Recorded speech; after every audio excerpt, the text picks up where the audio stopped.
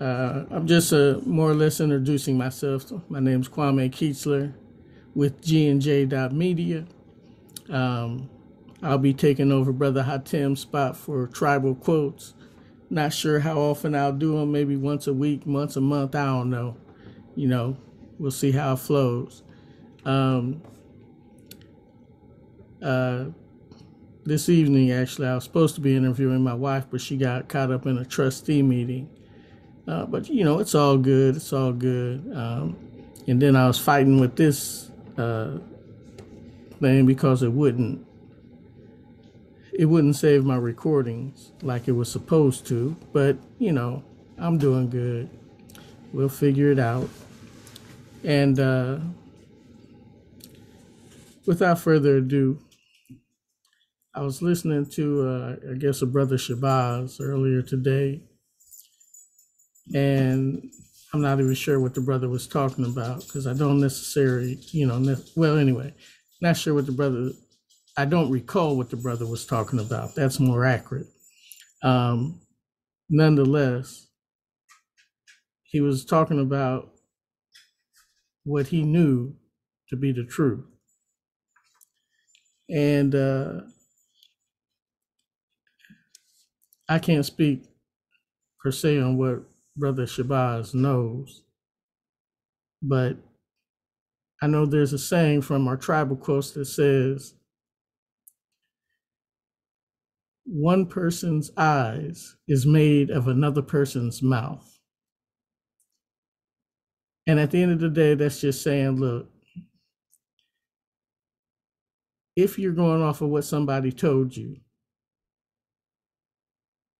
you don't know but what they told you. And then half the time, you don't even recall that correctly. But nonetheless, but yeah, let me speak for me personally. One of the reasons I don't even like speaking in forums like this or in general is because there's very little I know. Particularly as a blind man, I have to rely on what I hear and what people tell me.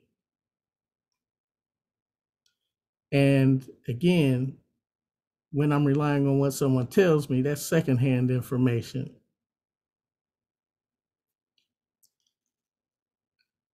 And then, on top of all that, is what they perceive true, that they can relay it to me for truth. Because again, many of us are under illusions, delusions, and confusions. And so I would just offer an admonishment, advice, take it as you will. Be careful when you talk about what you know. Well, I guess I'll share this with you. Most of you know. Well, anyway, I'm a brother who likes his math. And my favorite in math is geometry. And geometry is built on these things called axioms. Axioms are what we call accepted truths. Accepted truths. You may ask the question, well, why do we accept them to be true if they're not facts? Well, we accept them to be true because we have found practical applications whereby the truths that we derive from them stand up today. In other words, those theorems that we built up off of those axioms hold true for us today. So now, when we talk about what we know, well, in math, we say when it's a theorem, we know it. It's a fact. That's that, right? And then, of course, we get down to, well, what are these axioms built on? Axioms are built on your imagination. I, I know it may seem a little funny, but what is a point? A point is said to be dimensionless. We can't even imagine what dimensionless is. And then we're told that if we if we put a bunch of dimensionless items together, string them along together, it creates something of one dimension. Now, don't know dimensions we associate with zero. 0 plus 0 plus 0 plus 0 multiply or added an infinitesimal number of times. And we're told we add 0 together a whole bunch of times and all of a sudden we get 1. Now, again, we can't even imagine what something dimensionless is. And then we string a bunch of them together and get something that's one dimension. So already, in some sense, you've lost me.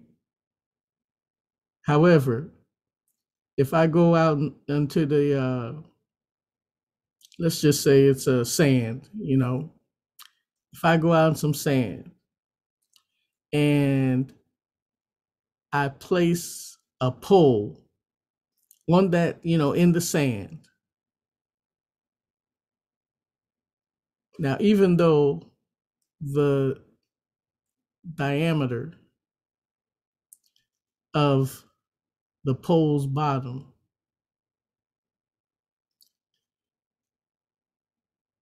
is greater than a point, abstracting or concretizing, if you will, the abstraction of a point to where I have placed this pole in the ground, that makes it a practical application. And based on that practical application, I can put another pole in the ground somewhere else. I can put a string or line between those two poles, and that will give me a conception of a line as a practical application of a line. In other words, taking the abstract idea of a group of dimensionless items stringed together, creating a dimension, an item of one dimension. And in truth, you can't even see an item of one dimension. That's why a lot of our geometry was dealing with, or dealt a lot with 2 dimensions, because you need both length and width before you can begin to see things. And in order to see things, you'd have to be in a 3rd dimension. But anyway, I don't want to go into higher geometry on you and all. I just wanted to say that be careful of what you think you know, and be even more careful of what you say you know. Because at the end of the day, you only know what you've been told by and large. One love.